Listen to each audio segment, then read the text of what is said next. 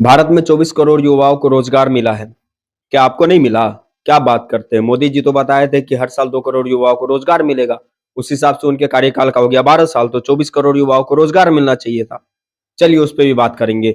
मोदी जी के इतने जुमलेबाजी पे बीजेपी की इतने जुमलेबाजी पे थोड़ा-सा कुछ जुमलेबाजी पे नज़र डालेंगे और थोड़ा-सा बात करेंगे कि उनका कई जुमलेबाजी जो है ज़मीनी स्तर पर नज़र आ रहा है। और दूसरी बात कि हाथ में माइक देख के नहीं सोच लीजिएगा कि हम पत्रकारिता शुरू कर दिए, हम पत्रकार हैं। नहीं भई, हम आम आदमी हैं।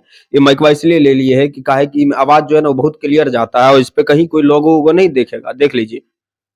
कहीं कोई लोगो नहीं दिखेगा पत्रकार वाला। तो ये माइक हम बस इसलिए रखे क्योंकि इस पे बोलने में एक मजा अलग आता है ताकि लोगों को सुनाई बढ़िया से दे। चलिए अब बात करते हैं मोदी जी के बारे में। मोदी जी आते ही बताए थे कि हर साल 2 करोड़ युवाओं को रोजगार मिलेगा। जिस हिसाब से उनके कार्यकाल का हो गया 12 साल, 12 साल में जोड़ लिया जाए तो 24 करोड़ युवाओं को रोजगार मिल जाना चाहिए था। लेकिन फिर भी अभी तक एक युवा जो वैसा हो कि रोजगार मिल गया हो, बता देना भैया 24 करोड़ युवा है कि रोजगार मिल गया? नहीं मिला है। अब बात करते हैं नमामि गंगे।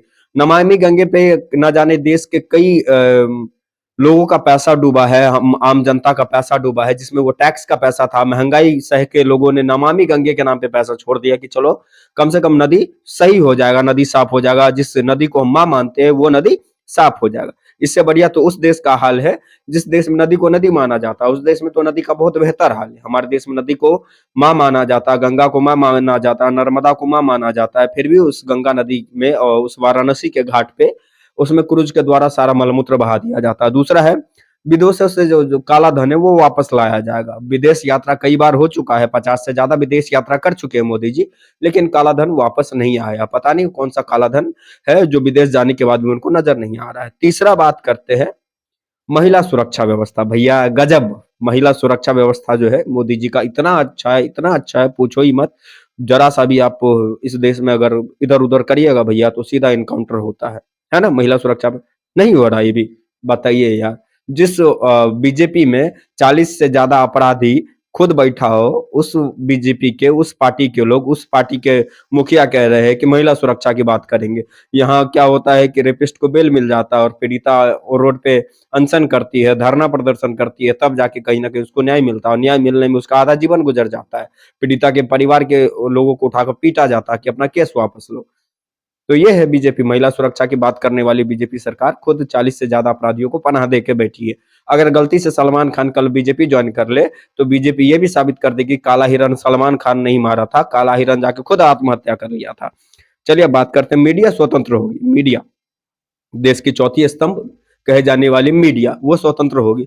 आजकल की मीडिया की ये हाल है कि वो खुद बिकी हुई है, गोदी मीडिया बन के बैठी हुई है। मीडिया स्वतंत्र तो नहीं हुआ है, लेकिन मीडिया को जरूर खरीद लिया गया है। देश के बड़े-बड़े जो न्यूज़ चैनल है, देश के बड़े-बड़े जो पत्रकार हैं, उनको पाकिस्तान और बांग्लादेश करने से फुर्सत नहीं है।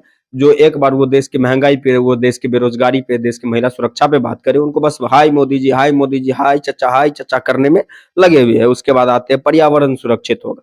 पर्यावरण किस हिसाब से सुरक्षित है देख ही रहे, एक पेड़ लगाइए, लाखों पेड़ काट दीजिए। माँ के नाम से एक पेड़ लगाते हैं कि पर्यावरण सुरक्षित होगा। वहीं जो है एक अंबानी और अडानी अपने कुंभ में बिछड़े भाइयों के नाम से लाखों पेड़ उजाड़ देते हैं। लाखों के लाखों पेड़ को काट दिया जाता है जड़ से, तो वो पर्यावरण तो बच तो रहा है। कई जंगल को उजाड़ दिया गया विकास के नाम पे, पर्यावरण बच तो रहा है। अंबानी अडानी के लिए लाखों पेड़ को जो है बलि का बकरा बना दिया गया है, पर्यावरण बच तो रहा है। ये है मोदी जी के काम 12 सालों में।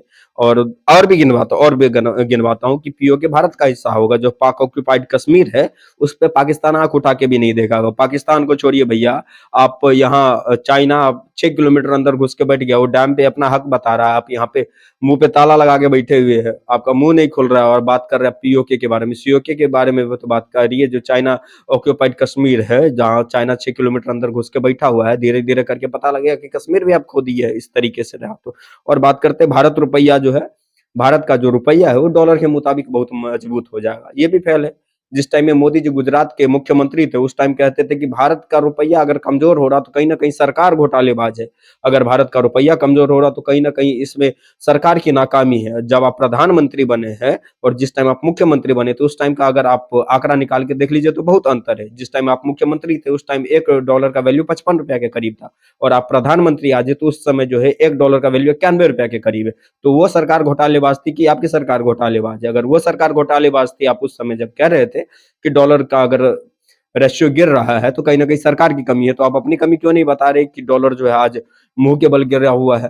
तो इस पे जो एक गाना देश हमारा कहाँ जा रहा कहो नरेंद्र मजा आ रहा, जेनजी के द्वारा जो ये गाना गाया हुआ था बहुत ही अच्छा था। 12 सालों में अगर आपको भी मोदी जी का विकास नहीं देख रहा तो आप अंधभक्त है ना। इतना सारा विकास कर दिए बताइए, फिर भी आप कहते हैं मोदी जी विकास नहीं किए। जय हिंद।